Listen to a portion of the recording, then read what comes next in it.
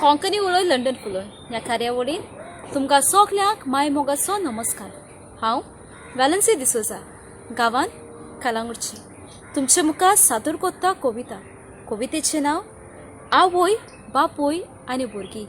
कविता बरोवपी Antony chorio पेनकर, सायपे Candolim Goa. तर आयकात कविता आवय बापूय आनी भुरगीं. आवय बापायक आपले भुरगे म्हटल्यार तांची ती ग्रेसकाय. भुरग्याक आपल्या आवय बापायची चड आपुरबाय.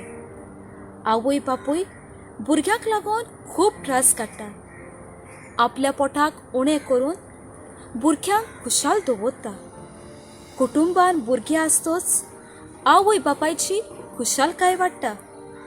भुरग्या सांगाताक जियेतना आवय बापूय आपले दूख कोस्ट विसरता. भुरग्याच्या सुखाची आवय बापूय सपनां सपनेतात. थोडी भुरगीं वाटूच सुकण्या परी उडून वेतात. भुरगीं खंयसरूय आसूं सदांच सुखी आसूंक ती आवडेतात.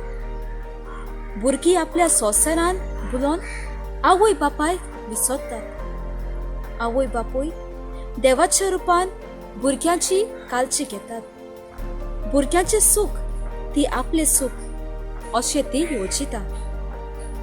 आवय बापाय कितलीय भुरगीं आसूं तांकां ती जोड जायना. भुरग्या सोवे आवय बापूय केन्नाच वेगळोचार करिनात. आयच्या समाजान आधुनीक काळान बदल जायत वेतात. काला प्रमाणे कुटुंबातूय फुटी पडटा. जाणटेकायेक लागून आवय बापायची सादे ओस्कोत जातात. कुडींतली उमेद नाटक जावन ती बिशाण्याचेर पडटा.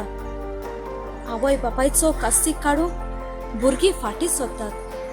थोडी भुरगीं आपले आवय बापायक व्हरोन आसिलांत घालतात. त्यो बरें करूं.